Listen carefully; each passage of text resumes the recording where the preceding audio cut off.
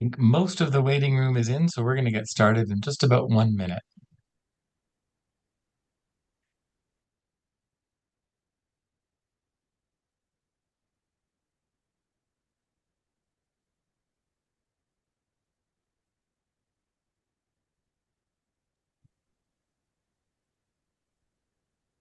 All right, we've hit the top of the hour, so let's get rolling. Hello, bonjour, Quay. Welcome to everybody. I'm Ray Sullivan. I'm the executive director at CHRA, the Canadian Housing and Renewal Association, and I'm logging in from Ottawa on Algonquin Anishinaabeg territory. And certainly today, of all days, I'm very mindful of the Anishinaabe and Ojibwe First Nations in Northern Ontario who have been displaced by forest fires. And we know that climate change is also a housing issue and also a reconciliation issue. And we definitely know that housing is a reconciliation issue. So please, some of you already have, use the chat to introduce yourself, to say hello, tell us where you're logging in from as well.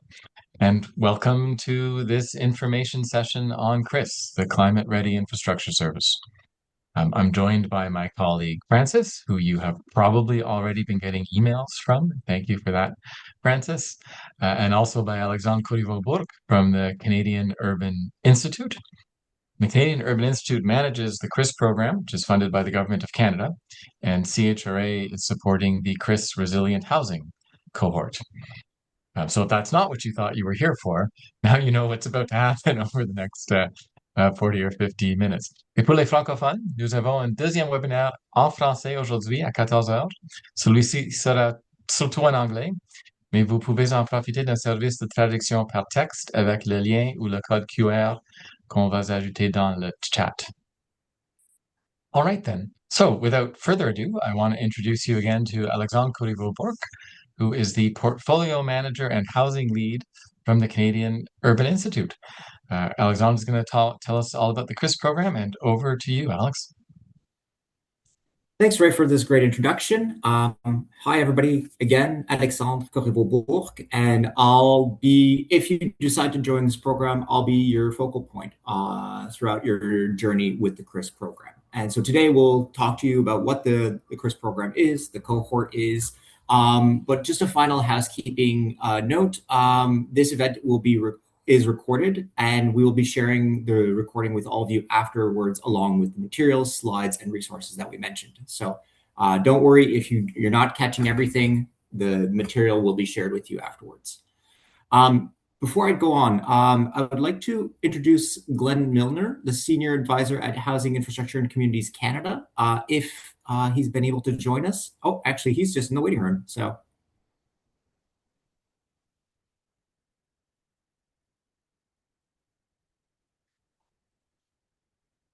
Hey, Glenn, don't mean to put you on the spot just as you've arrived, but would you like to say a couple words? If not, that's totally okay. I can keep going. No, all good. Thanks, and apologies for being a few minutes late there. That's all right. I can just jump in and say thanks everyone for joining. Apologies for being a few minutes late. My name's Glenn. I'm from Housing Infrastructure and Communities Canada. And this Climate Ready Infrastructure Service is one component of our Climate Toolkit for Housing and Infrastructure, or CTHI, we call it. Our objective really is to increase capacity and support housing and infrastructure projects across Canada. The toolkit essentially brings together data, practical tools, and technical services and supports, such as this one, to support housing and infrastructure projects. Maybe with that, I'll leave it there for today. I'm happy to answer any questions, and I'll put our website and my email in the chat if folks would like to reach out afterwards. Thanks so much, Glenn. And so HICC is the funder of this program, and so it is thanks to them that we are able to support you. So I'll just go over today's agenda. We're going to start by explaining to you what the cohort is and how community housing organizations could benefit from participating in this cohort. Then we'll give some examples of concrete projects or concrete examples of projects that can help you imagine the ways that you could engage with the service. And then we'll go to Q&A. We've already received a few questions ahead of time, which we'll address during the presentation, but also feel free to add additional questions during the presentation into the chat, and feel free to raise your hands during the Q&A. We want this to be a lively and interactive session.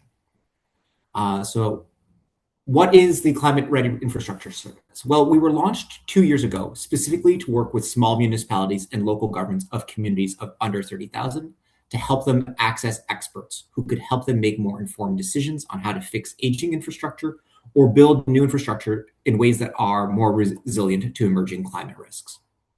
It was important that our service were free and accessible to those small communities who might not have the in-house technical staff or administrative bandwidth to commission these types of services, these types of assessments. Building on those successes, HICC approached us last year to ask if we could begin offering those services to community housing organizations, and we said yes. This partnership with CHRA was a natural fit to make sure that we can reach you all and adapt our approach in ways that are relevant to this sector's unique needs. So I'll explain a bit more what our service is and what we have to offer. But to start, I want to be fully transparent and manage your expectations because that also came up in some of the questions that we received ahead of the webinar. We cannot fund constructions or renovations, no capital projects. We understand that this is a huge bottleneck for many of you, but we also know that without some of these detailed technical reports, many organizations often cannot access the funding opportunities that emerge. So this is a tool on the pathway to access some of those resources, but unfortunately, we cannot fund capital projects. And so I just wanted to be very clear from the beginning. But what do cohort participants receive? So each housing organization that participates in the cohort will receive a customized technical options report. And depending on the focus of your project, you'll find different options to generate energy savings, reduce greenhouse gas emissions, or options to reduce your vulnerability to climate hazards. These options are costed with returns on investment and payback periods. Our reports also do scans of what are the funding opportunities within your province or also at the federal level that you could use to either, there might be subsidies, grants, or sort of other types of financing mechanisms that would allow you to cover some of the costs of implementing these options. But it will also give you ideas of what could you accomplish with your existing capital reserves. As part of the cohort, you also get to participate in interactive webinars to exchange experiences between organizations or led by experts on specific topics. And we will identify the topics of the webinars based on your inputs and feedback. But for example, throwing that out there, one webinar could be on how to plan and implement retrofit projects in situations where tenants cannot relocate. And so just by a quick show of hands, how relevant would this be to your organization? And just use the sort of hand raising function just to let us know. I'm seeing 1, 2, 3. Okay, seen a few reactions, maybe not for everybody, but again, this is where we would have a bunch of different webinars to tailor to sort of the community's different needs. Okay, there's quite a few. So, but that is just one example. And of course, we, as part of the cohort, we will sort of consult on sort of what are those different topics that might interest you. If you have insights based on your experiences with populations with specific needs, and again, implementing retrofits, perhaps with aging populations or populations that live with disabilities or other communities that have special needs, please let us know, and we can potentially integrate you into the webinar as sharing from your experiences. And of course, on any of the other topics, if you have sort of particular experience or expertise that you would like to share, we would love to hear from you. We want this, again, to be quite interactive. We want this to be a basis of mutual learning amongst the organizations that are working in the sector and often encounter similar problems. But okay, what can you achieve with a technical assessment? Or what are they designed to do? First, they will provide you with options of what you can achieve with your current capital reserves, as I mentioned before. They will also give you visibility on relevant grants and rebates.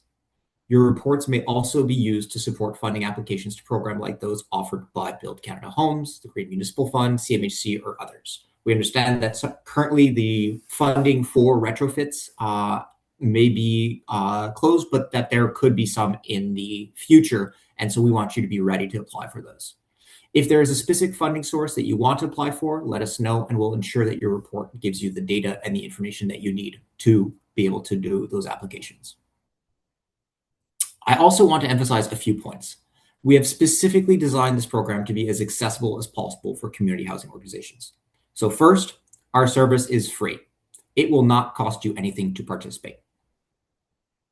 Second, we take care of the procurement and contracting for you. We will work with you to craft the scope of work so that it is relevant to your organization's needs, but we will do the heavy lifting of putting that language into a technical RFP.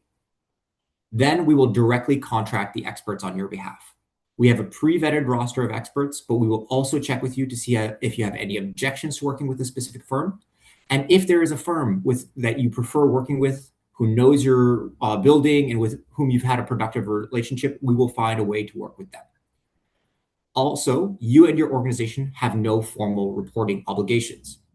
All that we ask at the end is that you fill out a short survey and give us feedback on your program. So in short, the design of our program is so that you keep control over the scope of the project without any of the administrative burdens. So we're not a grant issuing program, which would then obligate you to have all those different types of things. You are essentially accessing a service from us. Lastly, we've designed our service and this cohort for speed. Submissions to the cohort are reviewed quickly, and if approved, you should be matched with an expert by September at the latest. If you are coming to us for a new construction project, which has fast-moving timelines, we can try to accelerate that timeline even more. But we also understand that this summer there could be, certain delays, but at least we will try to fast-track that project as quickly as possible. So now to explain what a cohort is and why we're taking this approach. Simply put, a cohort is the way for us to bundle 25 to 50 projects in collaboration with an intermediary that provides other complementary services to the community housing sector.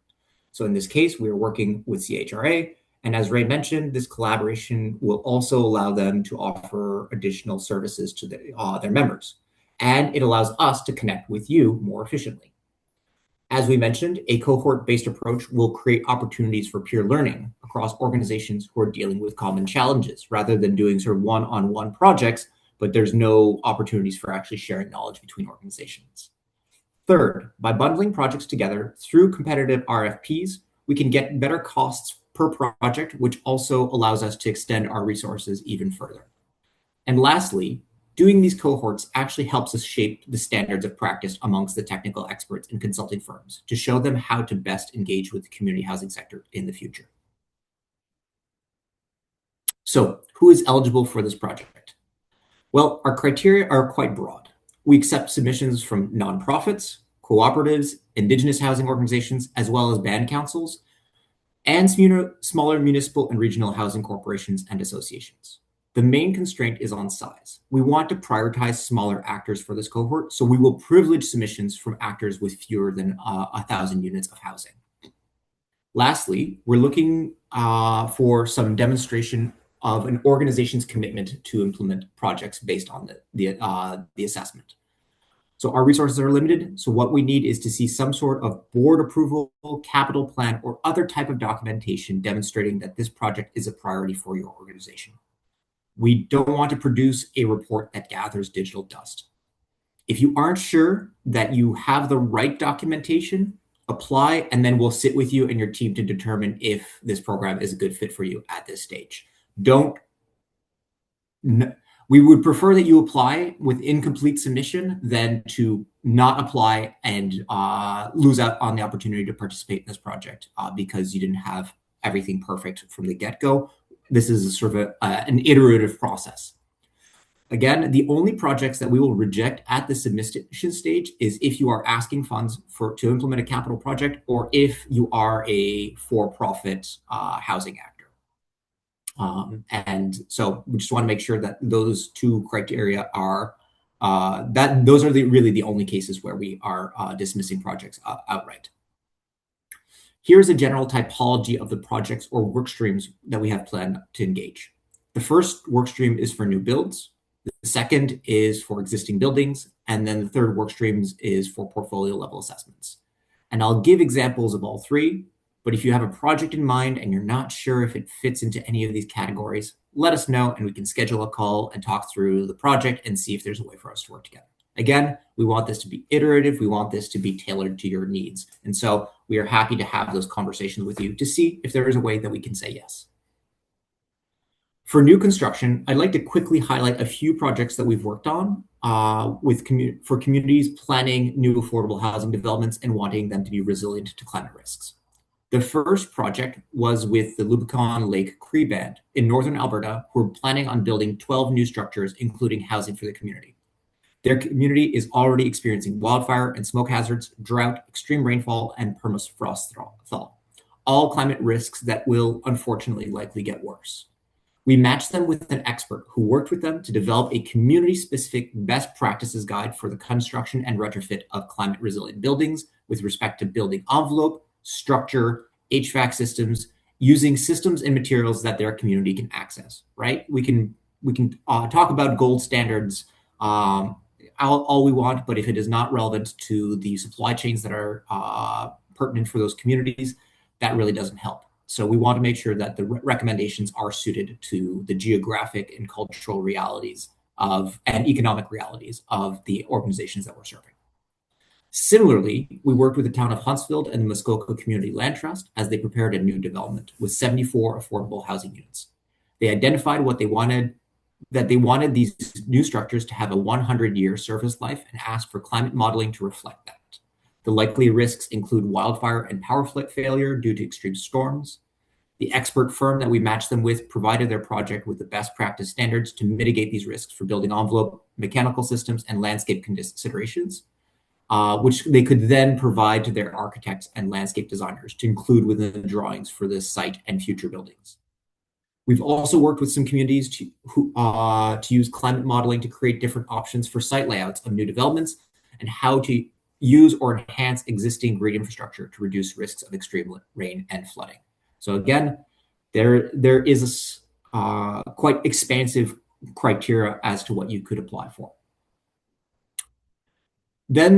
But those are some of the examples of rural projects, but let's say that you have a site in downtown Saskatoon, Halifax, Quebec City, or even in Toronto. Your project is in the design stages for a new building. We can work with you as well as to find cost-effective design options to save energy costs and preserve your asset against projected climate vulnerabilities. For example, some municipalities have already started passing maximum heat bylaws, and more are expected in coming years. So how can your design anticipate extreme heat now so that you're not forced to make expensive retrofits just a few years down the line? It will also ensure that your buildings are comfortable and safe for your residents and staff long into the future. Or if what you need is an expert firm to do energy models of different design options to see which ones are most cost-effective in the long run with payback periods, while also being compliant with the standards included within funding programs. And so there are different ways that we can work with you. We could also potentially do a feasibility study if you're considering green energy or for photovoltaics, geothermal, or air-based heat exchange. And so we can also cover the cost of some of those feasibility studies. Assessments for single building retrofits are the CRIS program's bread and butter. So if you have an aging building that needs a retrofit or an HVAC system that is at the end of its operational life, you might need some options to know how to update that. Do you change your equipment like for like, or would you look at other options that might have higher upfront costs but lower maintenance and energy costs in the long run? In short, we can commission an ASHRAE Level 2 energy audit for a specific building. That, for those of you who aren't engineers, that is the kind of audits that are often required for applications to various funding programs. For energy audits, these are great tools for you to bring to the regional energy coaches working within your province. And I'm actually just going to pause there and see if everybody is familiar with the regional energy coaches. Raise your hands if that is something you're familiar with. Seeing a few. Okay. There's a few people who are familiar with the regional energy coaches. And if you're not, and there are some that are working in your area, we can also help make those introductions to you. And then finally, our third work stream, our portfolio level assessments. This is a relatively new service offering for us, which we're keen to develop alongside any interested partner. But let's say that your organization is responsible for managing several buildings across a few different towns. Maybe your buildings fall into different typologies. You have a handful of 70-year-old brick facade duplexes and triplex townhouses, and a few 30 to 40 unit concrete slab complexes from the 1970s. And these building types have similar envelopes, footprints, and energy systems. You might have a hodgepodge of energy data, information about envelopes and windows, some building condition assessments, data on electrical and mechanical systems, or there might be gaps in that. But you need help to make sense of it all and to calculate the typical baseline for energy consumption for each type of building, their exposure to different climate risks. And again, you don't need to have every piece of data to get this scan, but this could help you better understand your portfolio as a whole. This analysis is more of a desk review, so there won't necessarily be site visits by the expert teams, but it can help you identify priority action areas, low-hanging fruits for savings, and buildings or systems within your portfolio that might need a more detailed analysis soon. Or depending on the scale of your portfolio, we might be able to also fund an energy audit for one building of an archetype and then use that and some of the high-level data to apply to your portfolio. So again, there's different ways that we can mix and match sort of to cater to your needs. Typically, a portfolio level analysis is really for organizations that don't know where to start. If you have one building in your portfolio that has a particularly high energy bills or is especially vulnerable to a type of climate risk, then let's focus on that one rather than taking on the full portfolio. One last thing, and I'm going to go back just for a second, for the single building retrofits, is that we also layer on our analysis, even if it is an energy audit, we also layer on that a high-level climate vulnerability assessment and present some options to reduce major risks and sort of maybe some of the co-benefits that you could use to both decrease your energy costs and make your building more climate resilient. But I also wanted to add that we work with our partners to find out what they specifically need. So a few weeks ago, I did an intake call with a nonprofit long-term care home that came to us asking for an energy audit.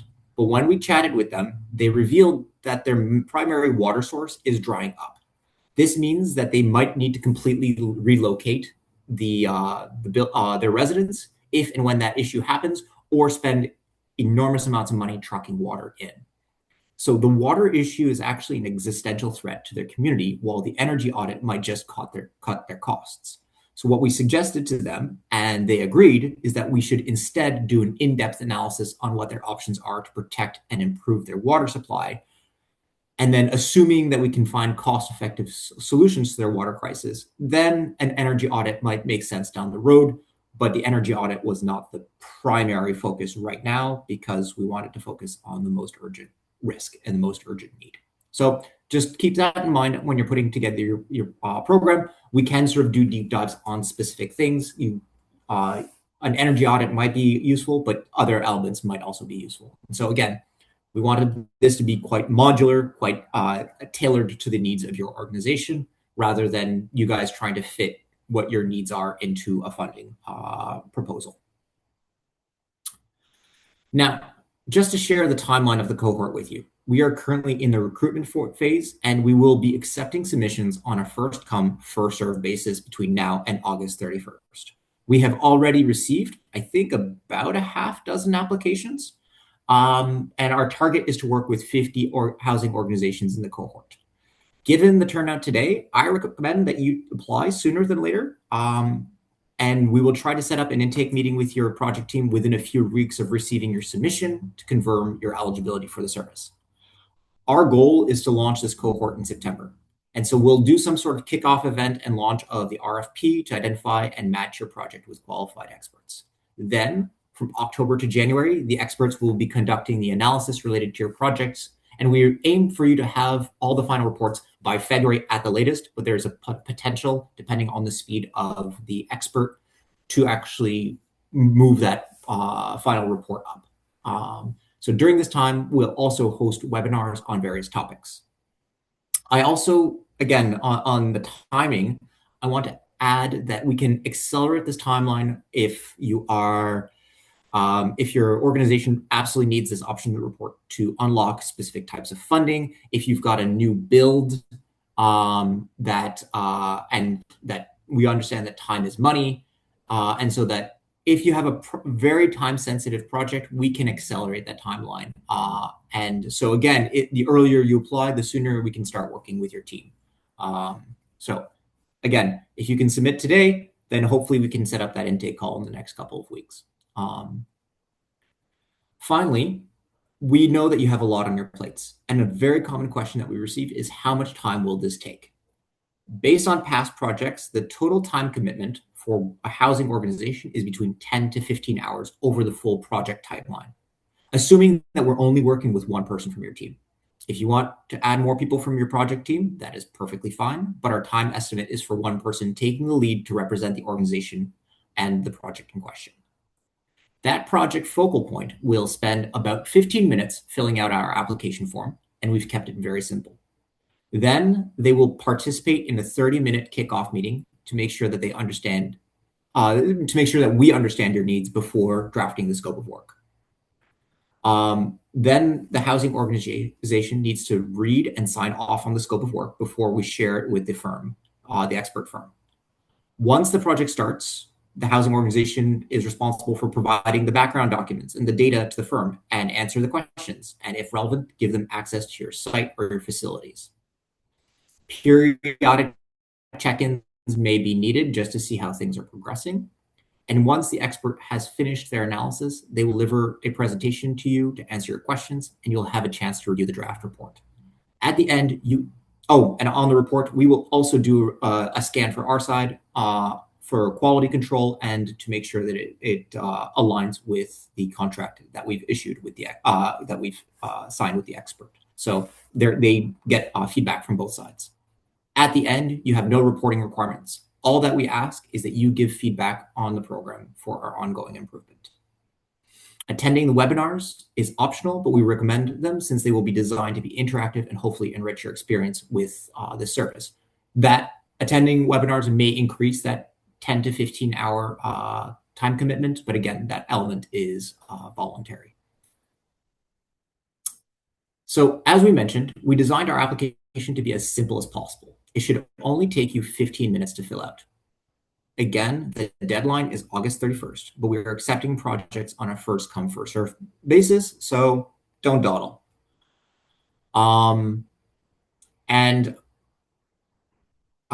Again, we've designed the application to be quite simple, and if you do not have all of the information, that is okay. Fill it out, set up that call with us, and then we can take it from there. So I've thrown a whole lot of information your way. I'm going to take a bit of a pause so that you can scan the QR code. I believe my colleague is adding, Francis is adding the link to the form into the chat. Thank you so much, Alex. Yeah. A lot of fantastic information. Sorry, I'm interrupting you. Go ahead.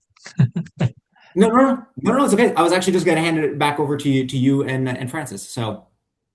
Perfect. Yeah. And as Alex said, fill out the form, apply. That gets you a meeting to go through the screening and confirm that your project is eligible. There's a couple of questions in the chat. Oh, we're going to the poll now, Francis. Sorry, I missed the script. Let's do that now. Yeah, thanks, Alex and Ray. We have 5 questions currently in the chat. We promise to get back to you and answer those questions. So yeah, we'll be having the poll first. I'll be sharing it for us to learn more about your current needs and priorities. So just please take the next maybe 1 or 2 minutes to respond, and feel free to select more than one option where indicated, and I'll share the results afterwards.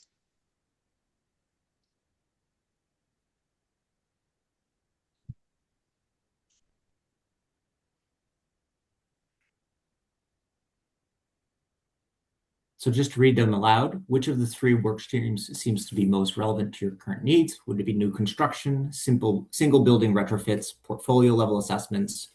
More than one would be relevant to you, or you're not sure. And then the second one is what kind of climate hazards are currently a priority for your housing community to address?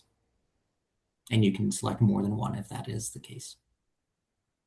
I'm seeing a lot of extreme heat, air quality. Also seeing a few people saying, hey, there's other urgent things to focus on right now, which is also fair. Funding operations, that is seeing a lot of people saying more than one project would be, or more than one option would be relevant. Last couple of seconds. Thanks so much for participating. We have at least 62% of the attendees answering. If some are able to complete the poll, that'd be appreciated. And yes, I think I'll be ending the poll now, and we'll be sharing the results with you. So yeah, confirming, Alex and Ray, that you can all see the results of the poll. Okay, perfect. So for the first question, which of the three work streams seems the most relevant to your current needs? 39 responded, and I think 31%, which is the highest, said that there's more than one. There would be more than one that's relevant to their needs.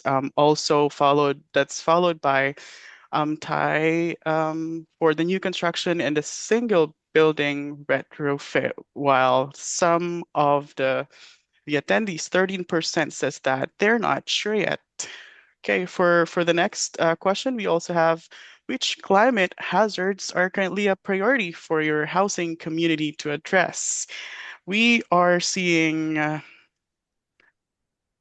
extreme heat with 72%, followed by not. Okay, extreme heat, air quality, extreme precipitation or flooding, and then we also have some responses that says not a priority for now.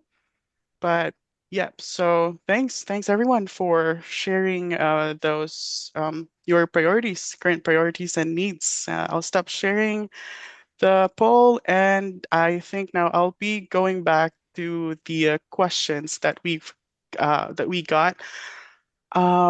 First question, Alex, here is from Madeline Sean. The question is, what about JV partnerships? We have one project currently where we are partnered with a private partner, but are the majority influencer. Could you Madeline, if you're on the call, could you clarify what you mean by that So it's partnership? actually, and I think for some reason I keep showing up as Madeline. I don't know why. It's Danica Abbin from UWCRC too. But I can respond to that or clarify. So Fantastic, thank you. yeah, so we're a nonprofit real estate developer. So a lot of our projects we kind of solely own, but there's some that we work with private partners on them. So like we would be, and it's still set up as a nonprofit, but we're like the 51% influencer to 49%. But it's a joint ventureship essentially. So I'm wondering, like we have other projects, so it might not work for this one, but I'm wondering how it like if we'd be eligible for something in those instances or for this service in those instances. I would probably have to confirm that, but Yep. my gut says that it is likely to be eligible just because at least part of the housing that is being built is destined for sort of nonprofit or non-market housing. And we understand that many new developments now do this layering. And so it's sometimes quite difficult to unpack those. But I would say apply and we can have that conversation. I can also just do the verification to confirm. afterwards. And then the other questions that are from Madeline are probably mine as well, just as an FYI. So, Yeah. okay. Okay, thanks for that. I'll be reading the first few questions that were put in the chat, but if you're here and would like to turn on your microphone, that's also great. So we also have Alex, this question from Tanya Earl. What if you have all the data for your several properties but need help organizing implementation of the work?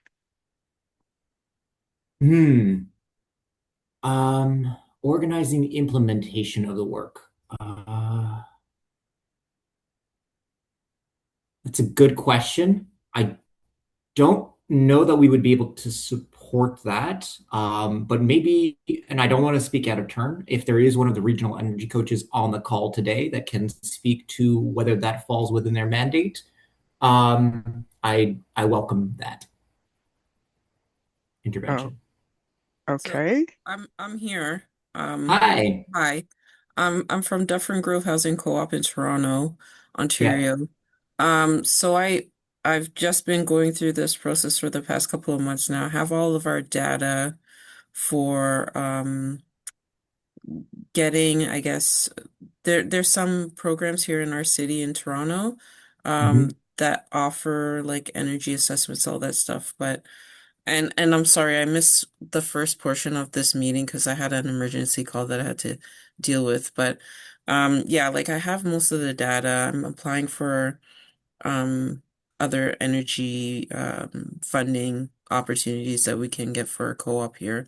I have 9 properties. We're scattered co-op. We have 61 units. But yeah, just trying to see like how this program could like work with our co-op if we have all the information. Like we have to do new energy assessments, and we have one energy assessment ready that we received recently. So I'm just trying to see like how this program will better support our co-op if we already have the data on hand. And just as a follow-up question, do you also have sort of costing for the implementing those different options and maybe sort of seeing what are the low-hanging fruits that you could achieve? I have two costing numbers out of the 9 right now. Okay. Yeah.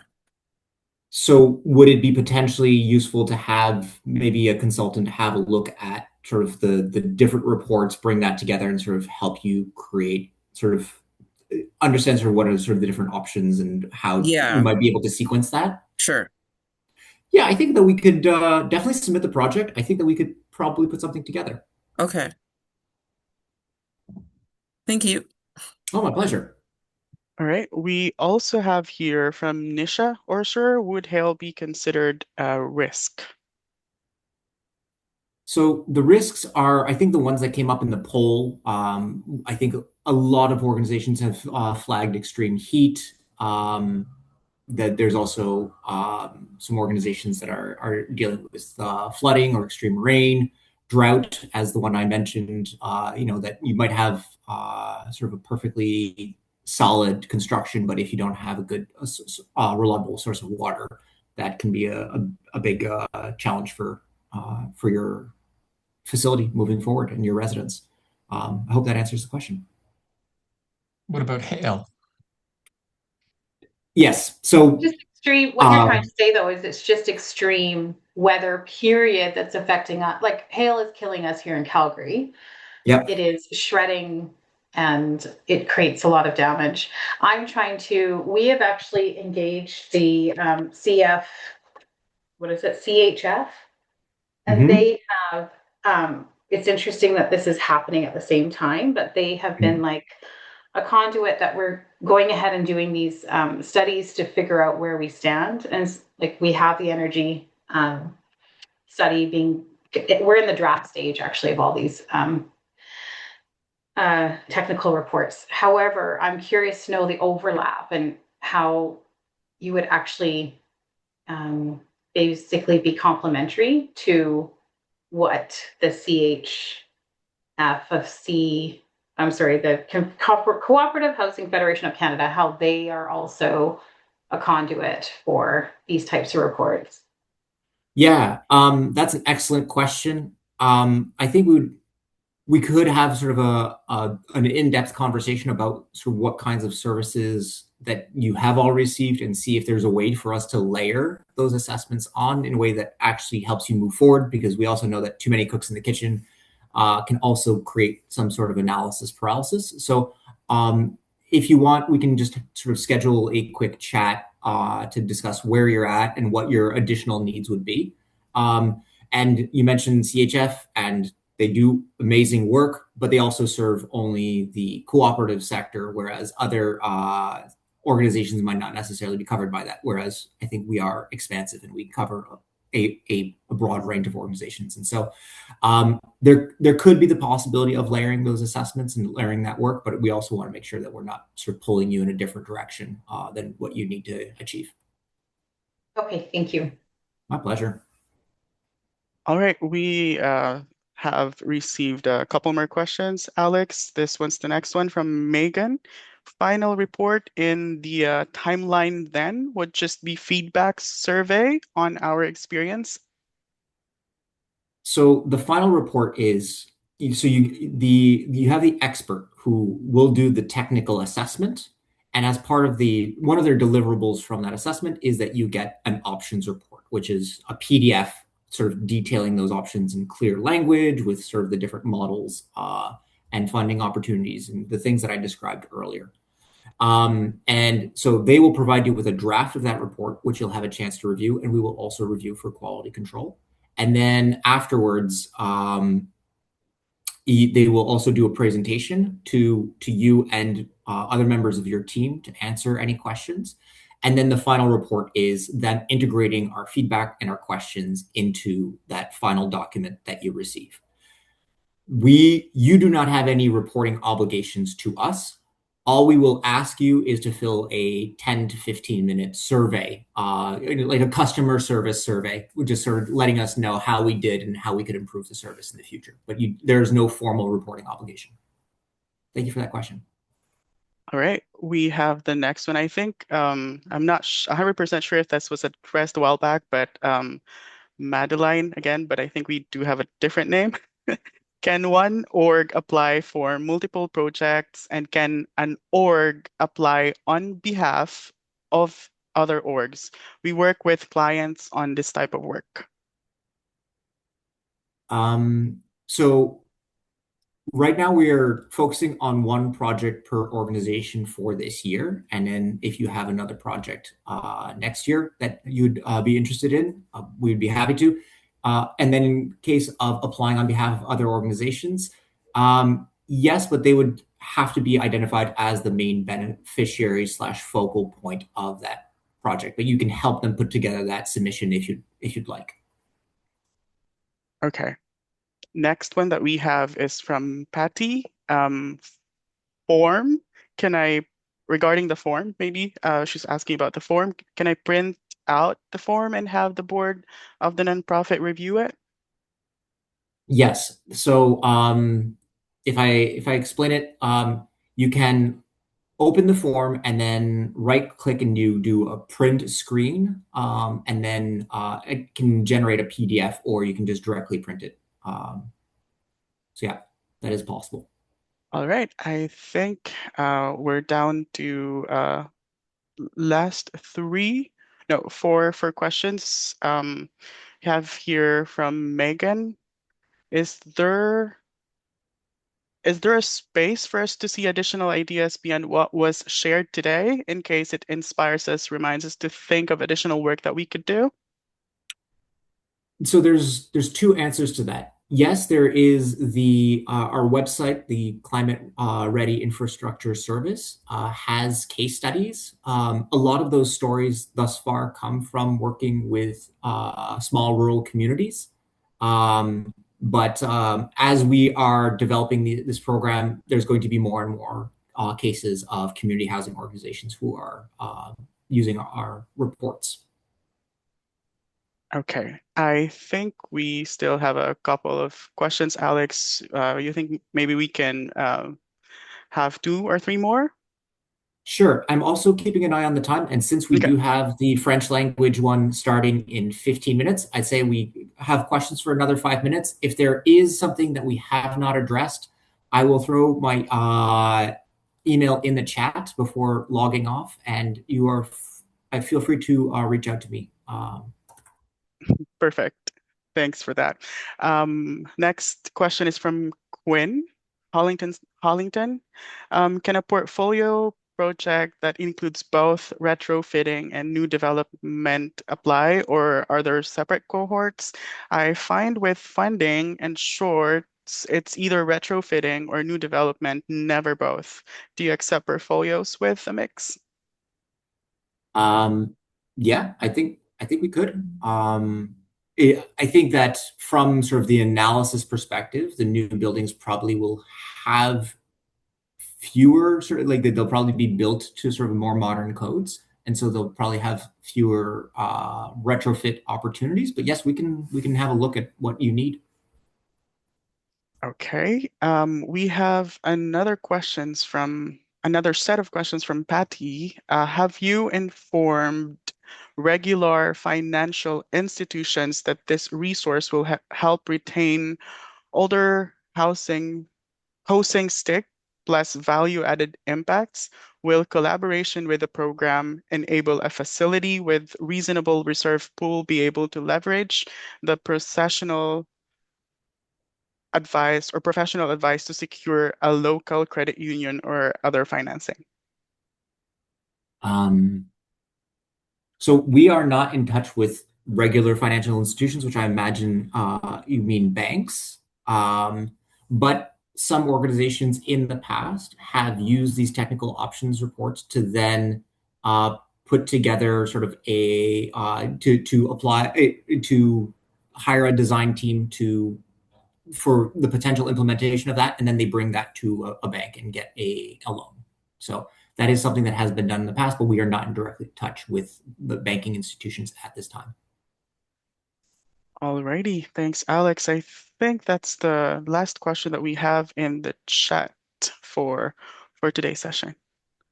All right. And as you see at the bottom of the chat, my email has been shared both by Eva and myself. So you are more than welcome to reach out. Would love to hear from you. We hope to get your submissions soon, because again, the sooner you apply, the more likely we are to be able to work with you. Thank you so much, Alex, and thank you everybody who was able to join us for this information session. As we said at the beginning, we'll share the slides, we'll share the recording and contact information to follow up, and as well as that link for the applications for those of you who have projects that you think might be eligible and ready to go. So thank you all very much, and you will definitely hear from us in the next couple of days. Take care, everybody, and good luck. Thank you.